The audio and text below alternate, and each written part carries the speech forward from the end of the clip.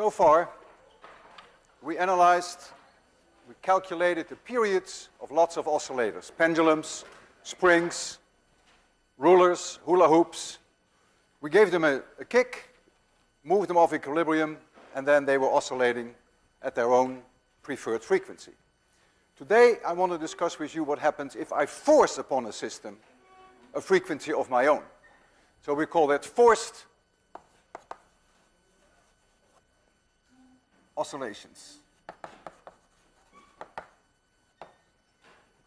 I can take a spring system, as we had before. This is x equals 0.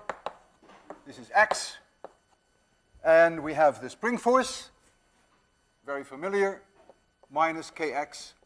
But now, this object here, which is mass m, I'm going to add a force to it, F0, which is the amplitude of the force, times the cosine of omega t. So I'm going to force it in a sinusoidal fashion with a frequency that I choose. This frequency is not the frequency with which the system wants to oscillate. It is the one that I choose. And I can vary that.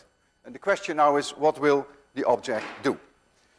Well, we have Newton's second law, ma equals minus kx plus that force, F0 cosine omega t.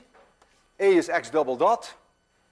So I get x double dot plus, I bring this in, k over m times x equals F0 divided by m times the cosine omega t. Now the question is, what is the solution to this differential equation? It's very different from what we saw before, because before we had a 0 here. Now we have here a driving force. It's clear that if you wait long enough, that sooner or later that system will have to start oscillating at that frequency. In the beginning, it may be a little different. In the beginning, it may want to do its own thing, but ultimately, if I take you by your arms and I shake you back and forth, in the beginning you may object, but sooner or later, you will have to go with the frequency that I force myself upon you.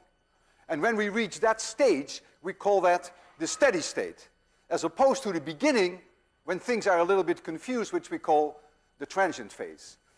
So in the steady state, the object somehow must have a frequency which is the same as the driver, and it has some amplitude a. And I want to evaluate with you that amplitude a. So this is my trial function that I'm going to put into this differential equation. X dot equals minus a omega sine omega t. X double dot equals minus a omega squared cosine omega t. And so now I'm going to substitute that in here.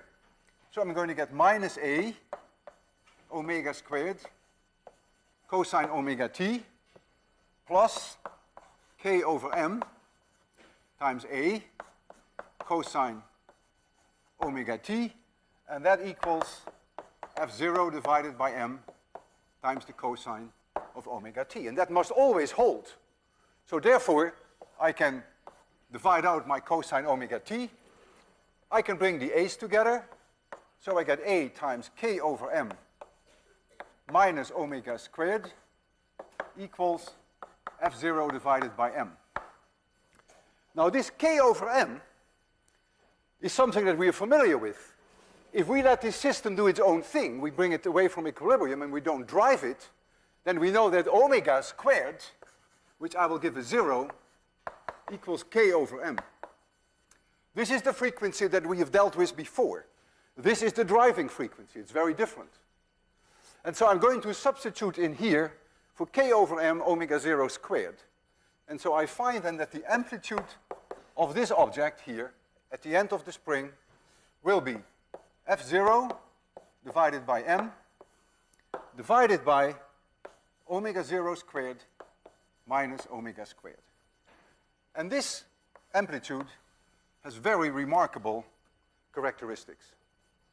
First of all, if I drive the system at a very low frequency, so that omega is much, much smaller than omega 0, We call omega 0 often the natural frequency. It is the one that it likes. If you have omega much, much less than omega 0, this goes. Omega 0 squared is k over m. So you get an amplitude A, which is f0 divided by k. If you go omega way above the natural frequency, or let's say omega goes to infinity, becomes very, very large, then downstairs becomes very, very large, so A goes to 0. But now what happens when omega is exactly omega 0? Then the system goes wacky. Look what happens. The downstairs becomes 0, and the amplitude goes to infinity. And that's what we call resonance. So if we drive it at that frequency, the system goes completely berserk. I can make a plot of A as a function of frequency.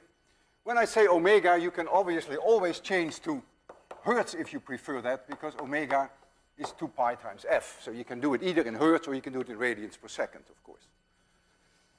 So if I make a plot of the amplitude versus frequency omega, then at low values I have here f0 divided by k is the amplitude. When I hit the resonance frequency, the natural frequency of the system, it goes out of hand, goes to infinity.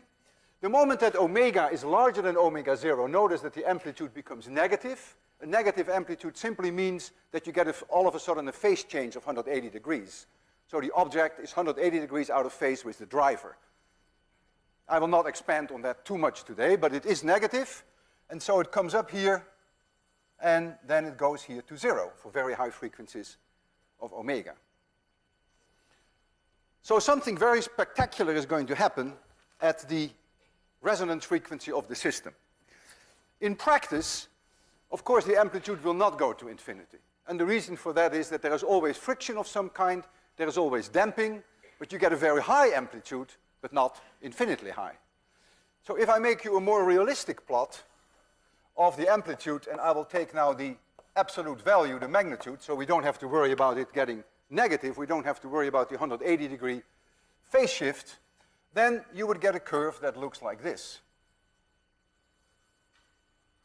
And here then, if this is frequency f, then here you would get the natural frequency when things go out of hand.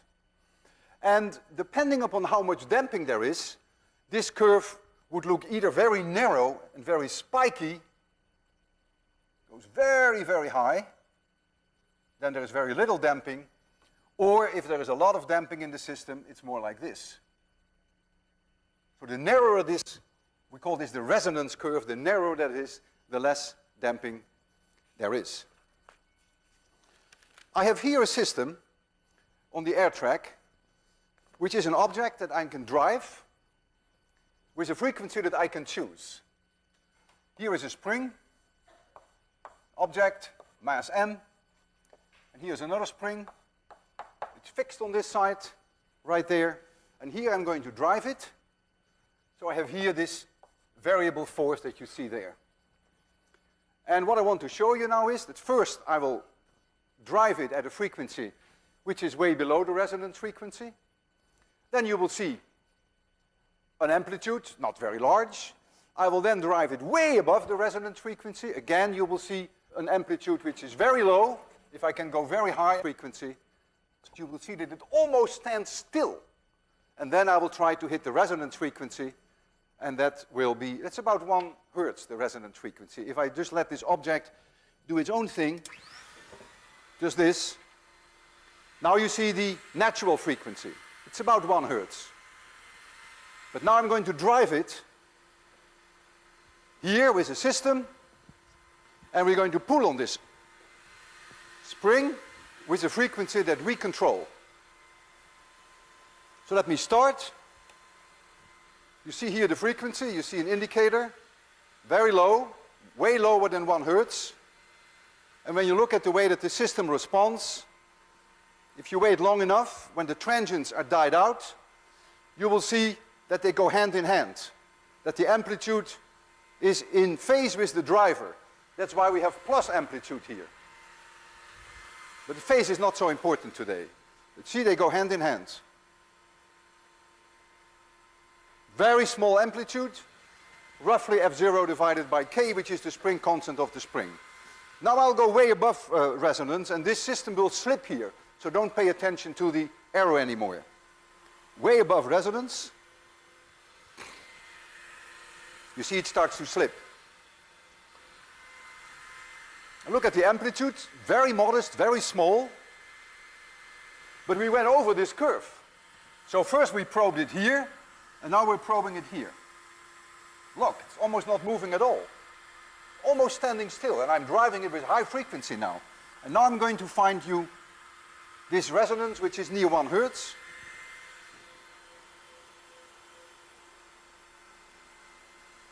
Which is somewhere here. And look, very high amplitude. If we're not careful, then we can actually break the system.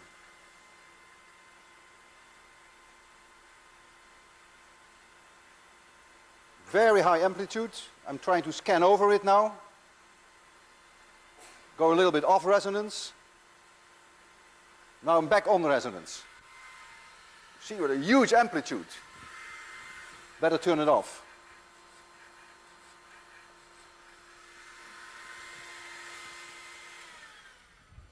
So you see here the response when I drive a system. When my system is a little bit more complicated, for instance, if I had 2 masses here, so I would add one here, spring constant K, spring constant K, I could repeat this experiment. And if I did that, I would find 2 resonance frequencies. And if I do it with 3 objects, I would find 3 resonance. If I did it with 5, I would find 5 resonance frequencies. And when I make then this curve of A amplitude as a function of frequency, either hertz or in radians per second, whichever you prefer, then if I had 3 objects there in a row, you would see something like this. And depending upon how many of these objects you have, you get more and more resonances. And these resonances can all be found by driving the system and searching for them.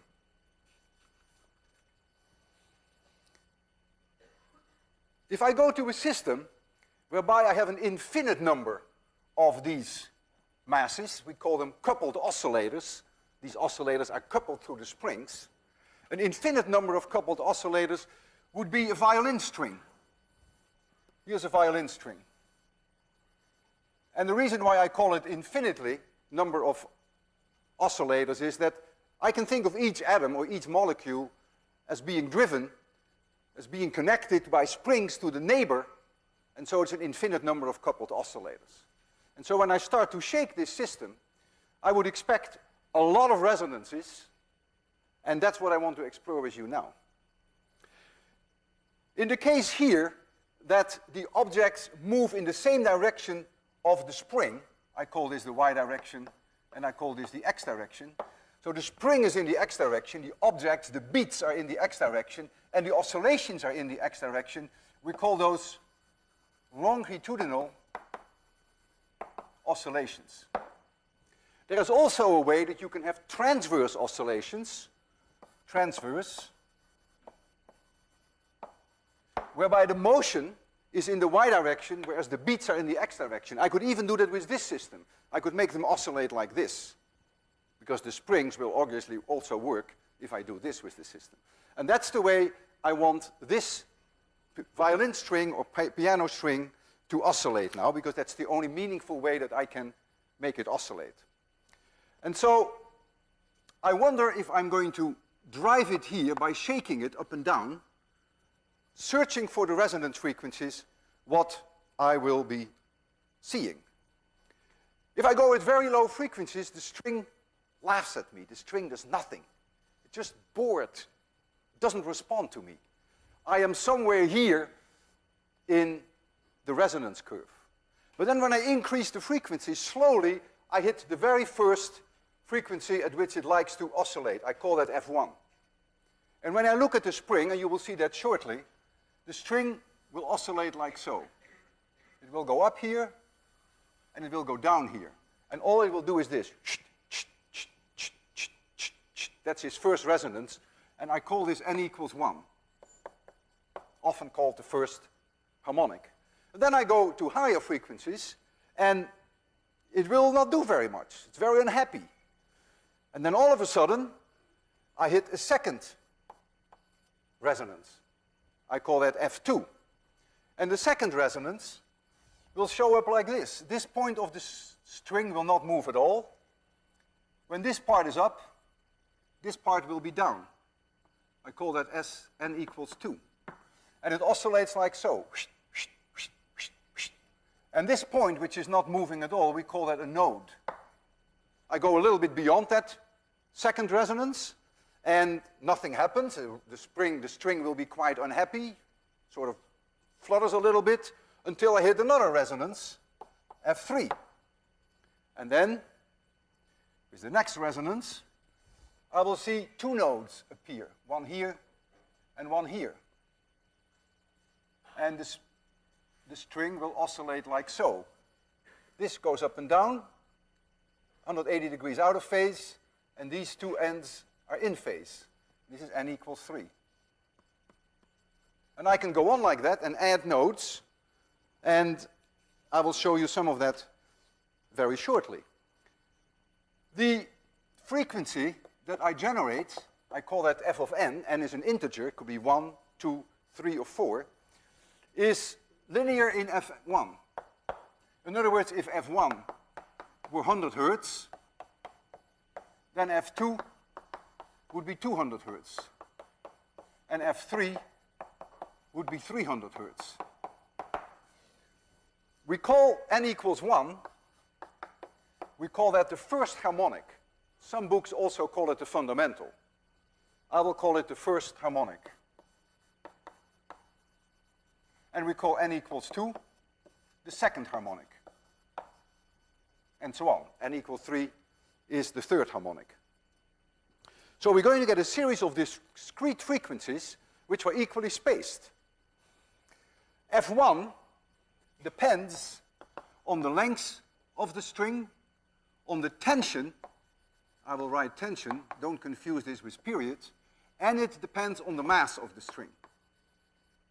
Without going into the detail how the dependence is, these are the parameters that determine the first harmonic.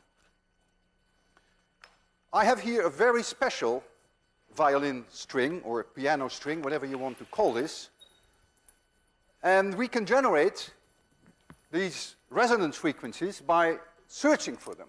And I would need assistance from a student. Would you be willing to help me? So you hold one end of the piano string in your hand. Don't let it go, please, don't let it go. I promise you I won't let it go either. Okay, so I put a certain tension on it, and I start to shake at a very low frequency. Look how low. And look how happy this string is. Nothing. It just laughs at me, it ignores me, it doesn't like me. Now I'm going to increase the frequency. And now I'm hitting the first resonance. It's coming up. There it is. And that's exactly the shape that you see on the blackboard. Very clear. I shake it here. I have exactly the resonance F1. Let me now try to hit the second harmonic. If I go up a little over the F1, then nothing much happens. Hard for me to see. Is this the second harmonic, or is this already the third?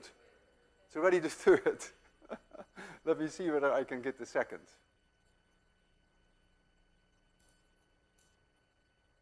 I think I got it now. Do I? Okay, so here you see the second harmonic. You see indeed that note, that point standing still. And the amplitude is enormous. That's a characteristic for a resonance frequency. We call it also a normal mode frequency, or a natural frequency. It's all the same thing. Let me now try to generate one that is very high as I possibly can. And you tell me which harmonic it is. All you have to do is count how many notes there are, not counting my hand and his hand, and you add 1, and that is the harmonic that I generate. The system is not too happy. You see, you feel it sort of when it comes, yeah. No. I see now I'm off resonance.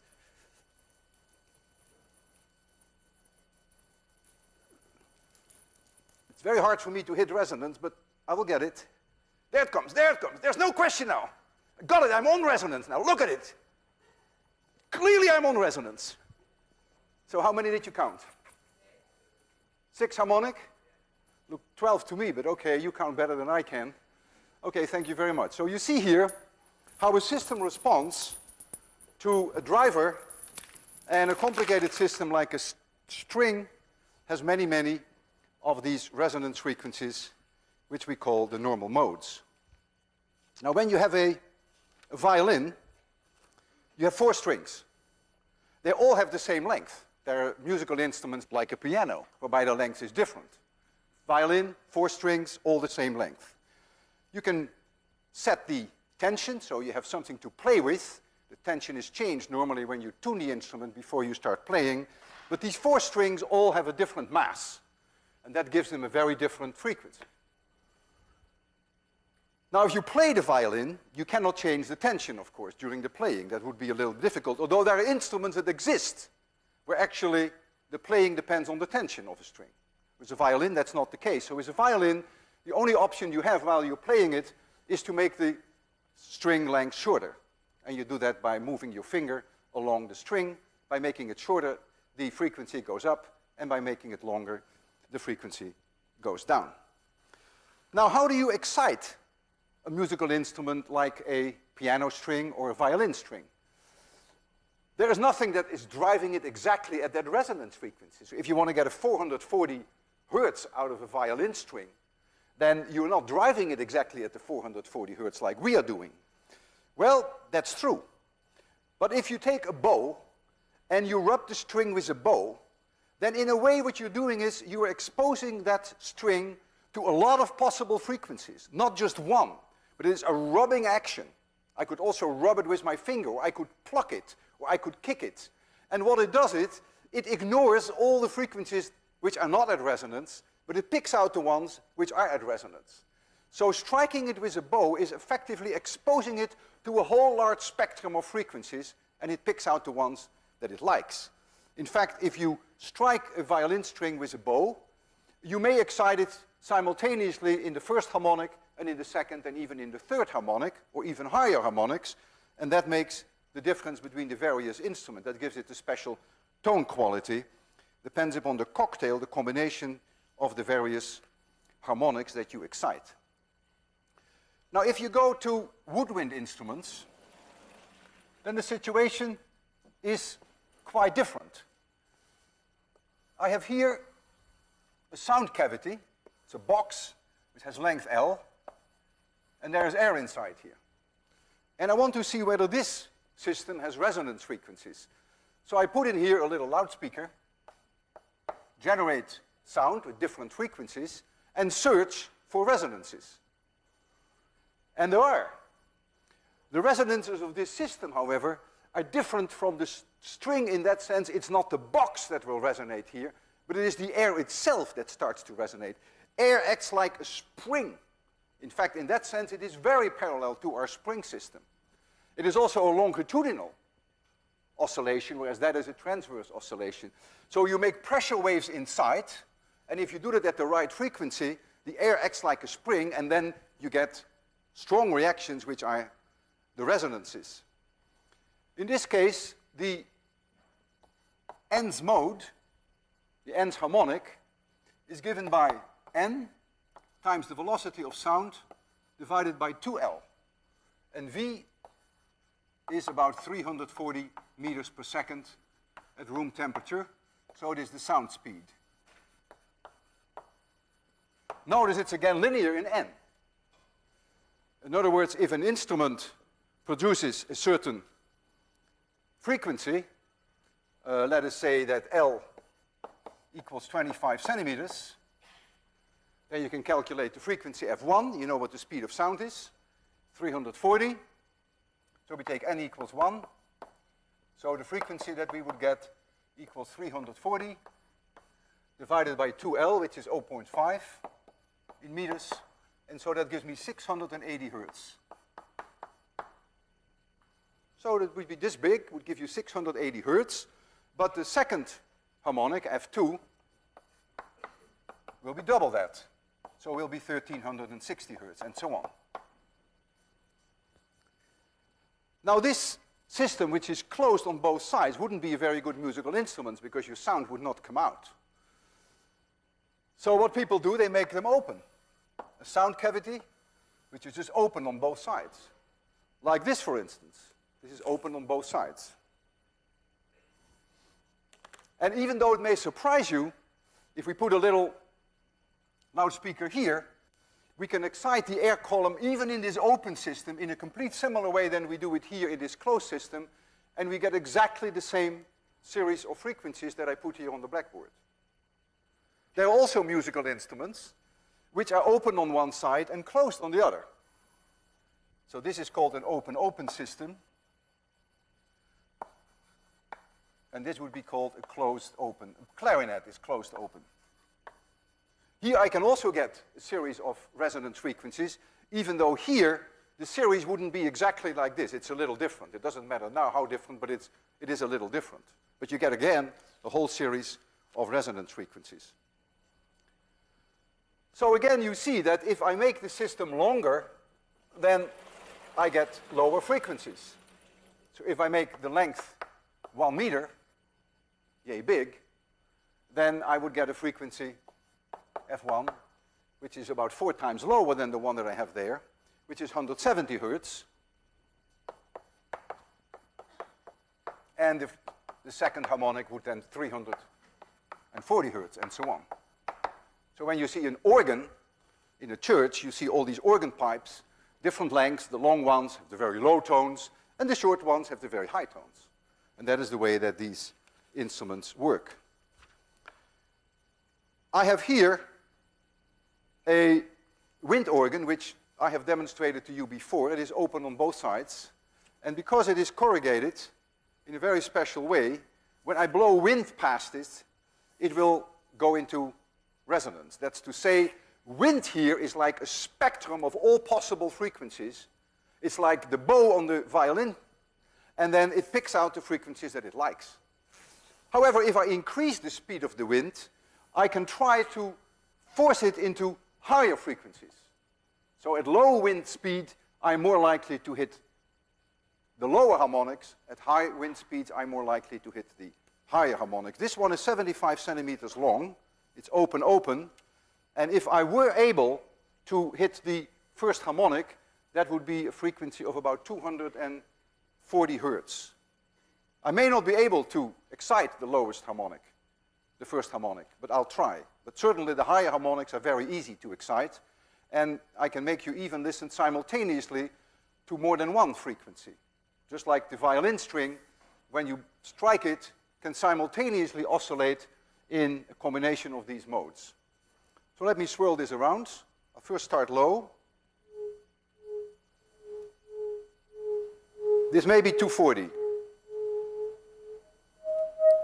This is definitely way higher.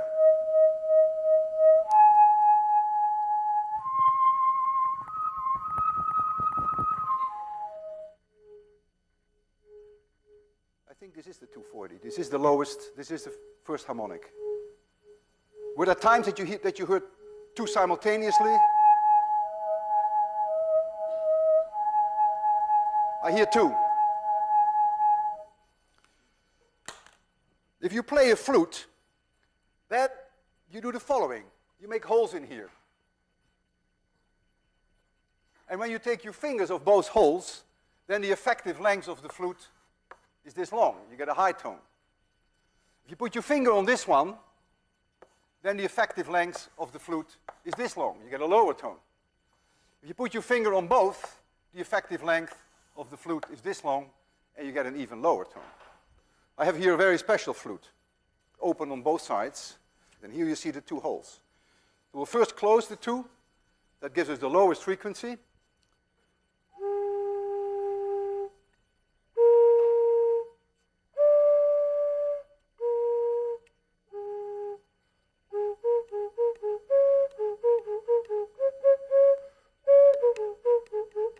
That you play the flute.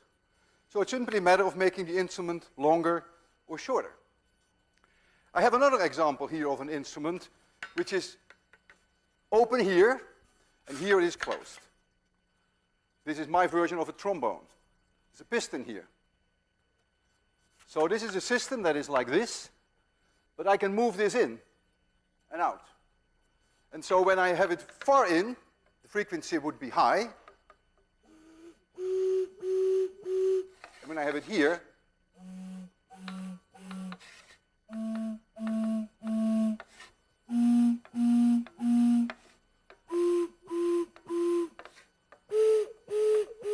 so you see it's directly related to the length of this trombone. And if you learn how to play, you can try to play a tune. I'll try.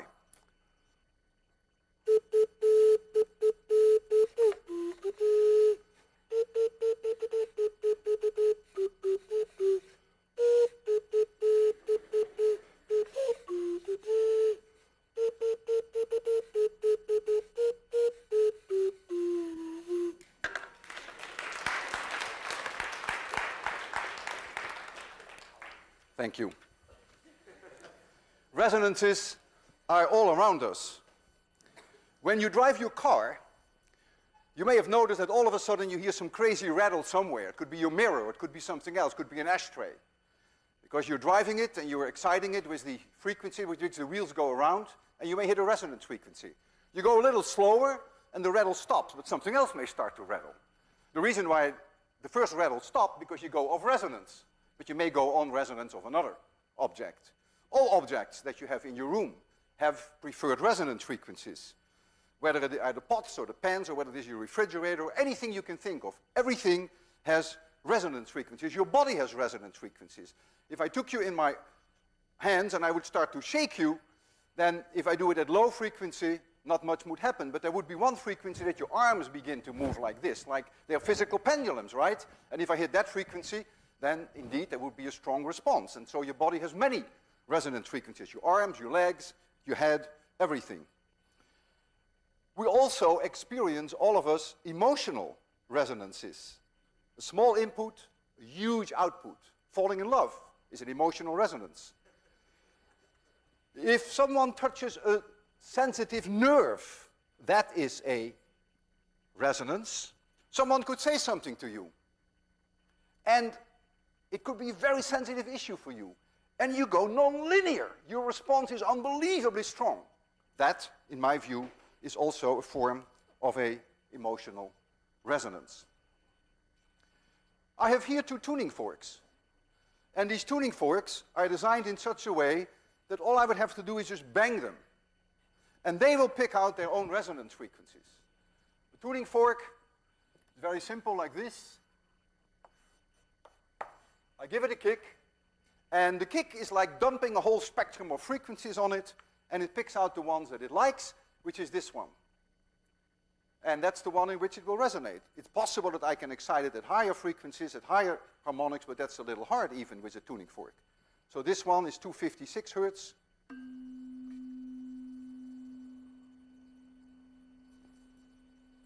So the prongs move 256 times per second, and this one is 440 Hertz. And you hear no overtones. You don't hear higher harmonics. If I take something as simple as a wine glass like this, it has many, many normal mode frequencies, many resonance frequencies.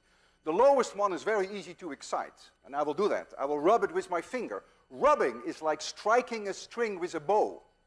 It's all the same. I expose it to lots of frequencies, it ignores them all, it picks out the one that it likes, the resonance frequency, the normal mode, the natural frequency. And what the glass will do in its lowest harmonic, in its first harmonic, it will sort of oscillate like this. And I will show that to you later in this lecture in slow motion. But let me first make you listen to the frequency. It's around 470 Hertz. I have to wash my hands because I have chalk on my fingers. And because of the chalk, I will not be able to excite it. I have to really rub it with some liquid, and therefore my hands have to be chalk-free. Chalk is just too greasy. Let me try.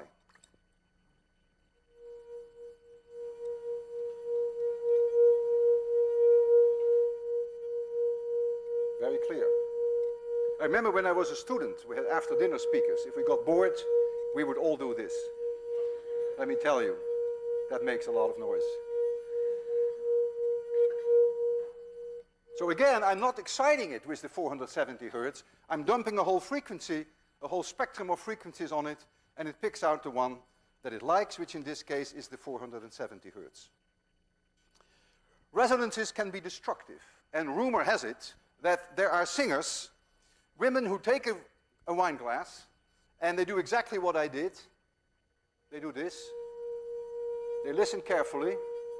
They generate that frequency with their voice. They increase the volume of the voice, and then the rumor has it that bang, the glass goes. In other words, the amplitude of the glass becomes so large that you get so high, so close to resonance, and so much power goes into it because of the volume of the voice that the glass breaks. I'm going to try to break a glass with you, and you'll see that it is not easy. I have here a wine glass. It's almost the same as the one I have here, there. And we can illuminate that glass with a strobe light, which you see here, and I'm going to show you there the display of that strobe light. And the reason why we strobe it is that we want you to see, as we excite the exact frequency of the glass, we want you to see the motion of the glass. And the way we can make you see the motion is by strobing it not exactly at the frequency of the sound, but a little bit different frequency.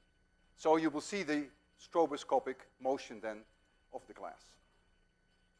So I will make it darker shortly, but I want you to see at least most of this. I can generate then the 470 hertz, which is very close to the resonance frequency.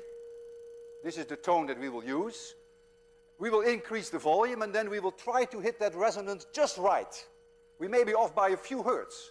We have to be right on within a hertz, and then we'll see where we can make the glass break. Now, I want to warn you, the sound is going to be very strong. So you may, as the time goes on, as we go to higher volume, you may want to close your ears. In fact, I will use this to protect my ears, and I will even use this to protect my eyes, in case the glass might break, which I doubt whether it will, but who knows. All right, so let's make it very dark.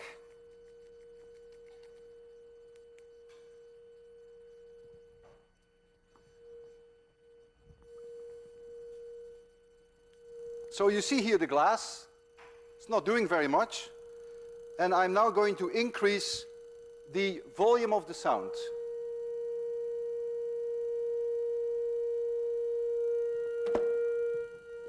I'm going to cover my ears now. You already begin to see some motion.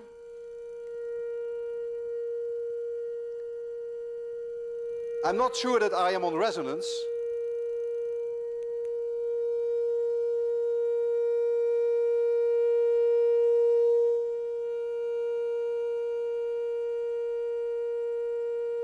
Increase the volume.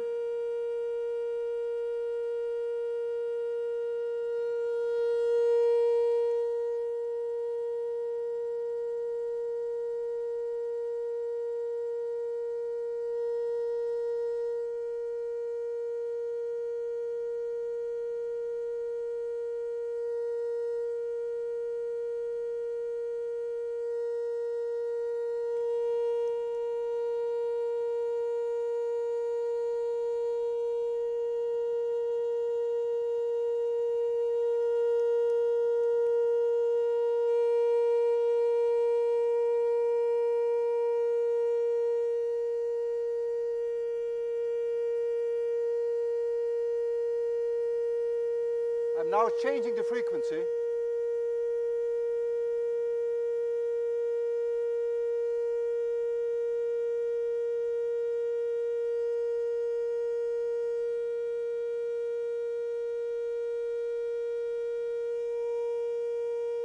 Getting very close.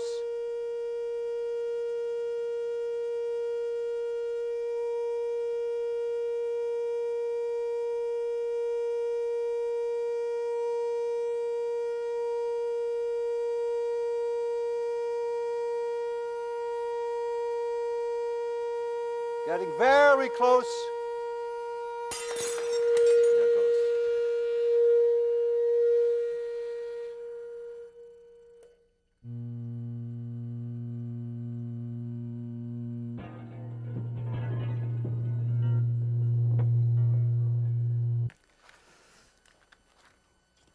I mentioned that resonances can be very destructive, and there are some striking examples in history. In fact, you may have, when there's a storm, you may have seen the traffic signs, which just a sign on a pole, that the traffic sign starts doing this. Which is strange, because there's a wind. Wind is like a spectrum of all kinds of frequencies. It's like blowing air into a musical instrument. And then this traffic sign just picks out the frequency that it likes. And then, if the wind is strong enough, it could be very destructive. And the most striking example of destruction is that of a bridge which was built, and that is the Tacoma Bridge, the West Coast, which is very dramatic. And of course, I will have to show you that movie. You will see what the wind can do to a bridge. So we'll start this movie, and then we'll make it dark.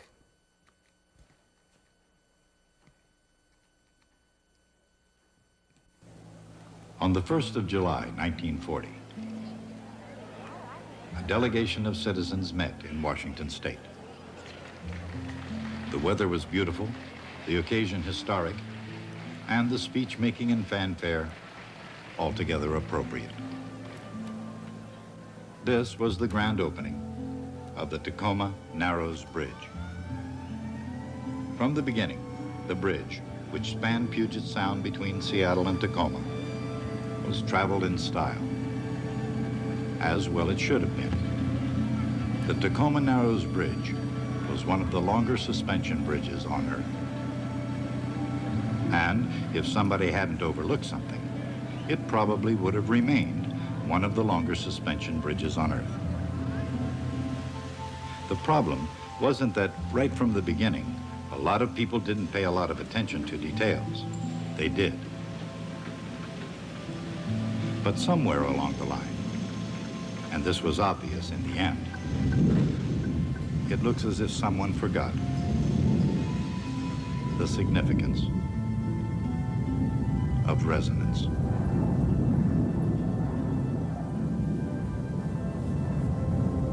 Among other things, the Tacoma Narrows Bridge was the most spectacular Aeolian harp in history.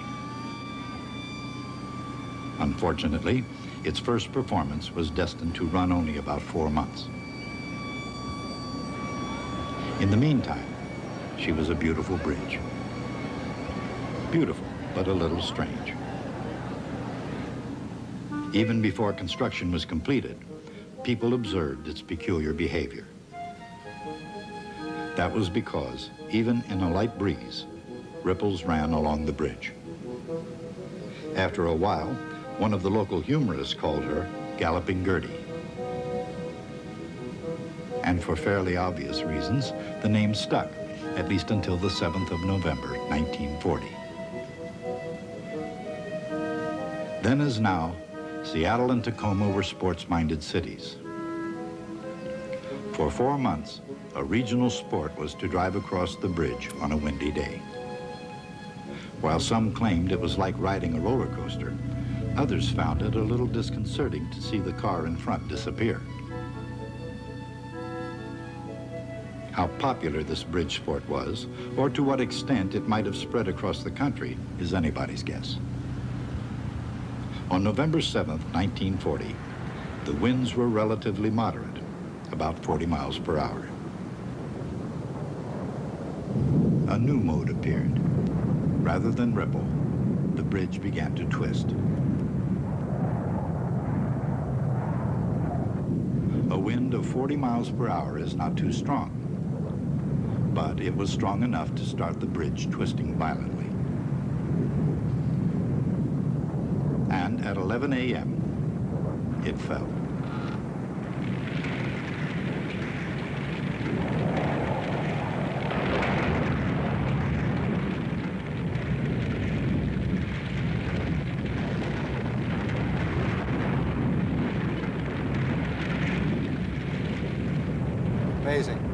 Amazing what resonance can do.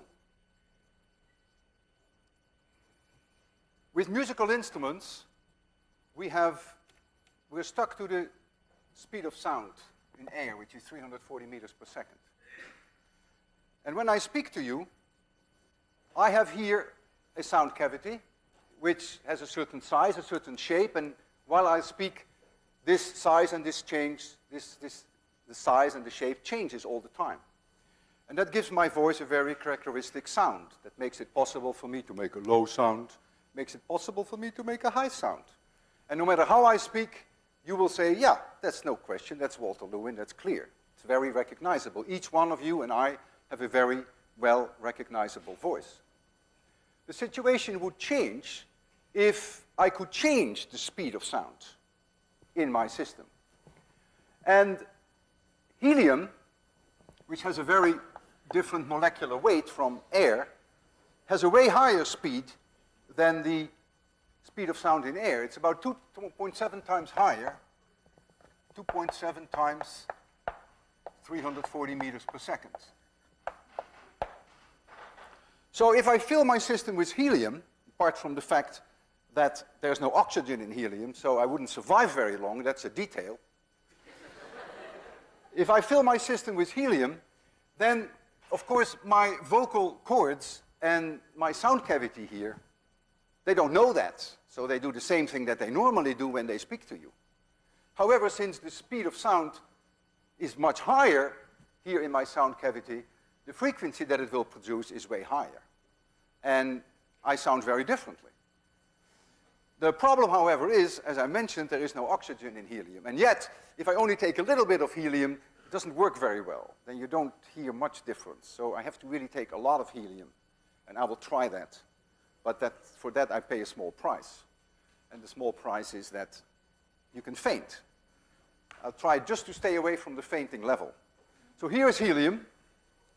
And I have to let my air out first, and then get helium in, and maybe let the helium out again, and let the helium in again. And during that time, I can't speak. But then, when I think I'm full enough with helium, I will say a few words to you. So let's get the pressure up to the level that I like.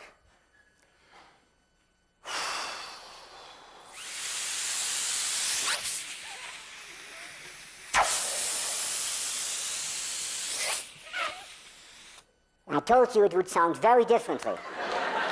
Well, I hope you enjoyed this, and I'll see you Wednesday. Thank you.